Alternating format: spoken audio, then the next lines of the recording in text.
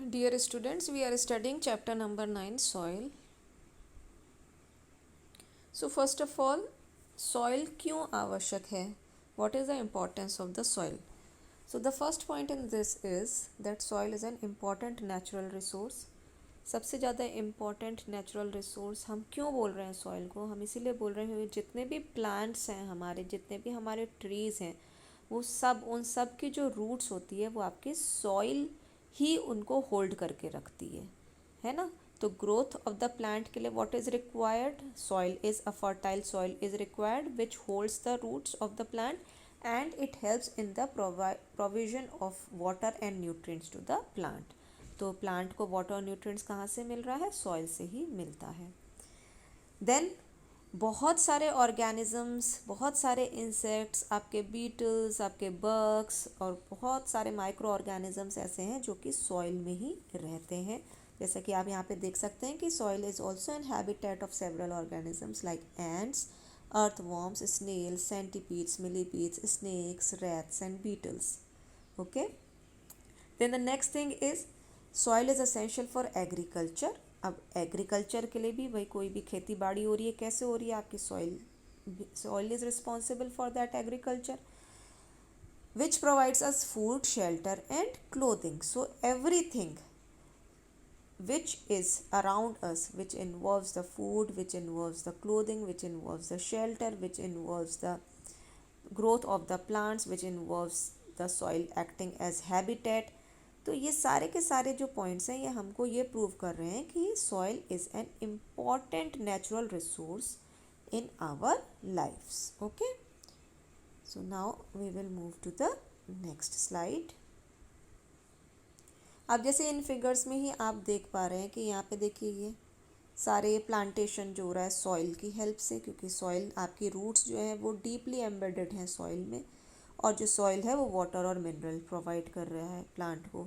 यहाँ पे आप खेती बाड़ी देख रहे हैं, एग्रीकल्चर हो रहा है. यहाँ पे आप एक फिगर देख रहे हैं अर्थवॉर्म की, जो कि आपके सॉइल में रह रहा है. तो soil is acting as a habitat here for him. Then next आप यहाँ पे भी इस फिगर में भी सेम काइंड ऑफ कुछ पिक्चर्स आपको नज़र आ रही हैं इस स्लाइड में भी. We will move to another slide. अब आप यहाँ पे एक फिगर देख पा रहे हैं जहाँ पे कि आपका सॉइल और उसमें रहने वाले लिविंग ऑर्गेनिजम्स, कौन कौन से लिविंग ऑर्गेनिजम्स रहते हैं वो आप एक आइडिया आपको यहाँ पे मिलेगा. जैसे कि कारपेंटर एंट हो गई, मिलीपीड्स हो गए, स्लग्स हो गए, स्नेल्स हो गए, सेंटीपीड्स, बीटल्स हो गए, वुड रोच हो गए, आपके सॉइल में रहने वाले फंजाई, माइक्रो ऑर्गेनिजम्स हो गए, अर्थवॉर्म्स, वायर वॉर्म्स, माइट्स, है ना, बहुत सारे आपके, इवन रैट्स, स्नेक्स, सब यहाँ पे आपके हैबिटेट होता है आपका सॉइल, इन सब एनिमल्स का. नेक्स्ट आपका आ जाता है कि soil pollution. Next point is soil pollution. अब ये कैसे कॉज होता है? सॉइल पॉल्यूशन हम लोगों की ही एक्टिविटीज़, ह्यूमन बींग्स की ही एक्टिविटीज़ से कॉज होता है, and it is caused by the plastics which we spread. हम chemicals, pesticides, insecticides, weedicides, इन सब का जो है यूज़ करते हैं, ये सब सॉइल को पॉल्यूट करते हैं. आपका इतना हम लिटर गार्बेज को हम इधर उधर थ्रो करते हैं, that is responsible for the soil pollution.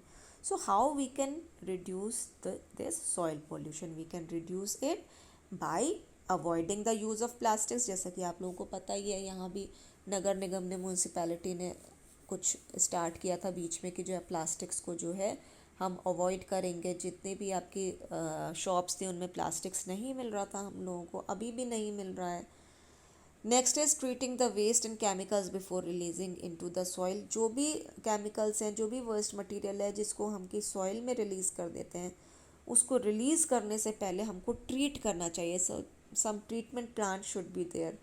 Now we should use less pesticides, more and more trees का प्लांटेशन करना चाहिए, जैसे कि afforestation. Okay, so these are few of the points through which soil pollution can be avoided. Third आपकी slide आ जाती है बेटे, which shows the layers of the soil. तो यहाँ पे लेयर्स ऑफ द सॉइल को शो करने के लिए एक एक्टिविटी हम कर रहे हैं, जिसमें कि हमने एक ग्लास का टम्बलर लिया है, ग्लास ले लिया है, ग्लास उसमें जो है हम पानी को 3/4 तक फिल कर देते हैं and then we will take some soil, उसको क्रम्बल करके फाइन उसका पाउडर क्रिएट करके आप उस सॉइल को आप ग्लास के टम्बलर में डाल देंगे. Will stir it well with a glass rod and leave it undisturbed for some time. कुछ टाइम के लिए इसको छोड़ देंगे. We can see the different layers of particles of different sizes. After some time when we'll observe this glass tumbler, what we will observe? We'll observe certain layers. Different particles की layers हम observe करेंगे जिन particles का size different है. तो सबसे ऊपर वाली जो आपकी लेयर होगी वो आपके डेड प्लांट्स की, रॉटन डेड प्लांट्स, कुछ एनिमल रिमेन्स, ये सारे के सारे आपके टॉप मोस्ट पोर्शन में रहेंगे और इस लेयर को हम सॉइल के कहते हैं ह्यूमस. देन उसके नीचे आपका जो है क्ले का आपका एक लेयर आ जाता है, सैंड की लेयर आ जाती है and the last most layer is that of the gravel, जैसे कि पत्थर वत्थर, छोटे छोटे पत्थर, इनकी लेयर होती है. तो ये एक आपकी एक्टिविटी हुई सॉइल की लेयर्स को बताने के लिए. Okay, so we are going to stop over here students and then we'll continue with the next slides in the next lecture. Thank you very much.